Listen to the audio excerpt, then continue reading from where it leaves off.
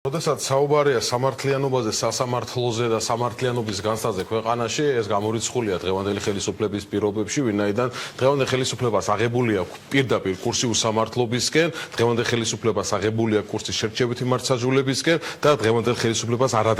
დაგიგდებს დღევანდელი ხელისუფლება ადამიანის უფლებებს. როდესაც საუბარი არის და კახა მახსენა კონსტიტუციასთან დაკავშირებით, უბრალოდ დაგვცინიან საპარლამენტო უმრავლესობის წარმომადგენლები, როდესაც საუბრობენ თუმე აღნიშნული კონსტიტუციით იუარესებენ მდგომარეობას. Აი პირდაპირ დაცინიან ადამიანებს, პირდაპირ დაცინიან ჩვენს მოქალაქეებს და მეტი რა შეიძლება ითქვას, როდესაც კონკრეტულად აი ამ საკითხთან დაკავშირებით ყისიერი და ეფექტური გამოძიება არ მიმდინარეობს, როდესაც გამოძიება საერთოდ პასუხს არ ცემს საზოგადოებას, რომელსაც აინტერესებს, აქ არ არის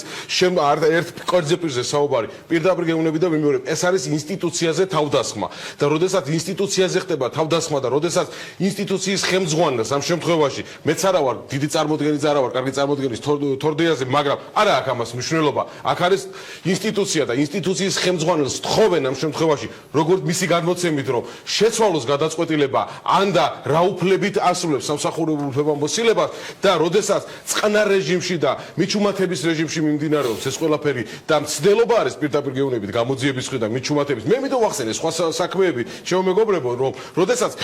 ხელისუფლების ინტერესში შედიოდა პირდაპირ რეჟიმში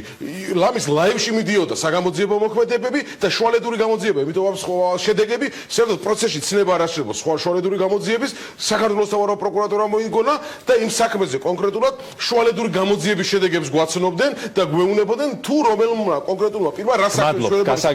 ეს არის ნათელი მაგალითი შერჩევითი მართლმსაჯულების და ეს არის ნათელი მაგალითი იმისა, რომ საქართველოში არის არაფორმალური მართლმსაჯულება. ერთ-ერთი პატარა არაფორმალი არის ბატონი ბაცხავა.